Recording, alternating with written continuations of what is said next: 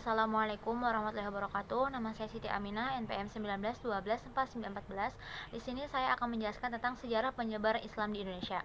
Nah, jadi sejarah penyebaran Islam di Indonesia terbagi tiga. Yang pertama, kondisi masyarakat Indonesia sebelum Islam. Yang kedua, masuknya Islam ke Indonesia. Yang ketiga, teori masuknya Islam di Indonesia. Nah, jadi kondisi masyarakat Indonesia sebelum Islam datang, kondisi masyarakat Indonesia itu sangatlah beragam.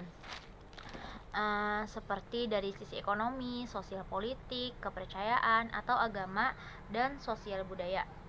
Nah, jadi kondisi masyarakat Indonesia sebelum Islam itu terbagi kepada empat. Kepada yang pertama yaitu kondisi ekonomi, yang kedua kondisi sosial politik, yang ketiga kondisi agama dan kepercayaan, yang keempat kondisi sosial budaya. Nah, jadi pada yang pertama itu kondisi ekonomi. Nah, jadi kondisi ekonomi ini kondisi wilayah Indonesia beragam, maka profesi yang digeluti oleh masyarakatnya juga beragam. Masyarakat yang tinggal di pedesaan dan pelosok memanfaatkan alam sebagai sumber penghasilan, menjadi petani. Kemudian masyarakat yang hidup di pinggiran pantai berprofesi sebagai nelayan. Sebagian juga ada masyarakat yang bekerja sebagai pedagang. Kemudian yang kedua, kondisi sosial politik.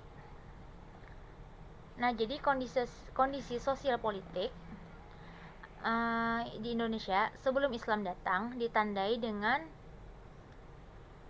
kerajaan Hindu-Buddha. Hindu-Buddha merupakan pengaruh besar dengan pemerintahannya saat itu. Sebelum Islam datang, politik dan pemerintahan di Indonesia dikuasai dua kerajaan.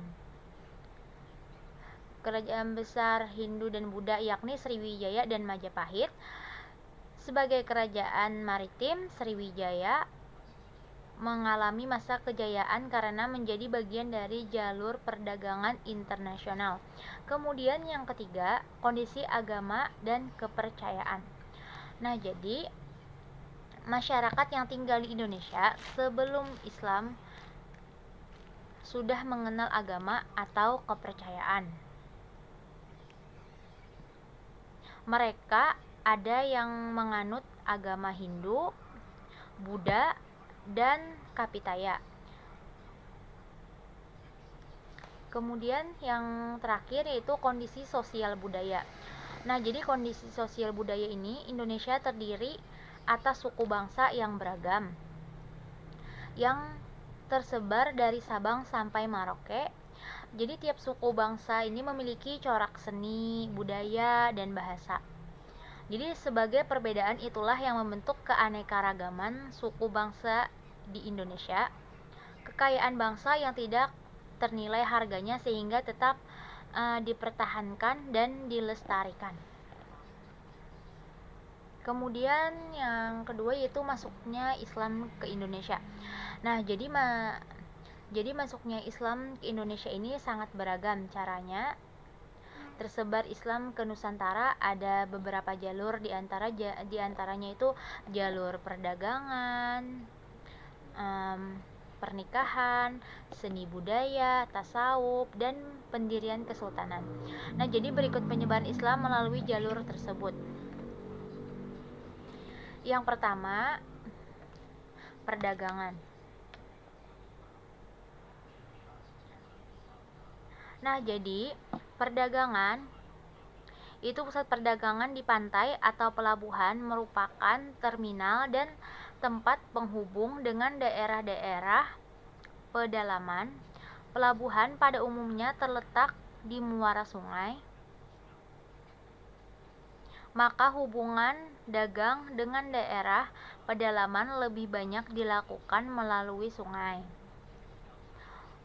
Mula-mula, para pedagang hanya menyebarkan Islam pada masyarakat pelabuhan karena transaksi dagang masyarakat pedagang dengan masyarakat pesisir berlangsung terus-menerus. Dakwah Islam bisa sampai ke pedalaman.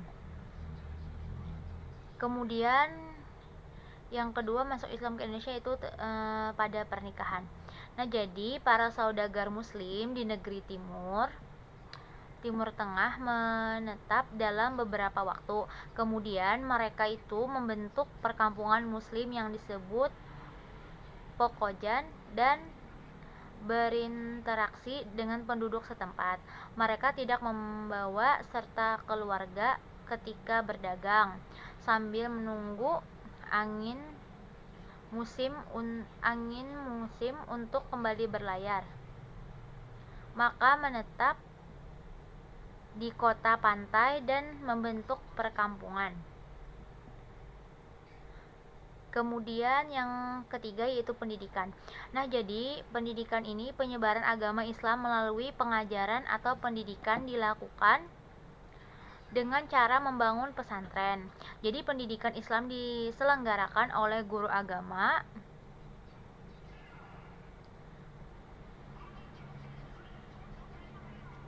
ulama di pondok pesantren. Jadi pesantren ini merupakan lembaga yang penting dalam penyebaran agama Islam. Karena pesantren ini merupakan tempat pembinaan calon guru agama, kiai, dan ulama. Kemudian yang keempat yaitu seni budaya. Nah, jadi seni budaya ini adalah penyebaran agama Islam melalui jalur kebudayaan, dapat dilihat dari peninggalan sejarah yang banyak tersebar di Nusantara. Nah, seni kebudayaan tersebut antara lain seni bangunan, seni pahat, seni tari, seni musik, dan seni sastra. Kemudian yang kelima, tasawuf. Nah, jadi tasawuf ini, kedatangan tasawuf diperkirakan sejak abad ke-13. Jadi yaitu masa perkembangan dan penyebaran ahli tasawuf dari Persia dan India yang sudah beragama Islam. Jadi bersamaan dengan perkembangan tasawuf, para ulama dalam menyebarkan Islam menyesuaikan pemikiran masyarakat setempat yang masih berorientasi pada agama Hindu dan Buddha sehingga mudah dimengerti. Kemudian yang terakhir yaitu pendirian kesultanan. Nah, jadi yang terakhir ini tentang pendirian kesultanan yaitu masyarakat yang telah memeluk Islam kemudian mendirikan sistem pemerintahan sebagai upaya untuk memenuhi kebutuhan hidup dan meraih cita-cita. Jadi oleh karena itu berdirilah Kesultanan Islam di Nusantara, mulai Aceh hingga Maluku. Jadi peranan para sultan dalam penyebaran Islam ini sangat penting. Pengaruh mereka terhadap rakyat sangat kuat ketika para penguasa mulai memeluk agama Islam dan meninggalkan agama lama secara berbondong-bondong menggenap punggawa serta rakyatnya ikut memeluk agama Islam. Ya, mungkin sampai di sini saja penjelasan dari saya. Salah hilap mohon maaf. Assalamualaikum warahmatullahi wabarakatuh.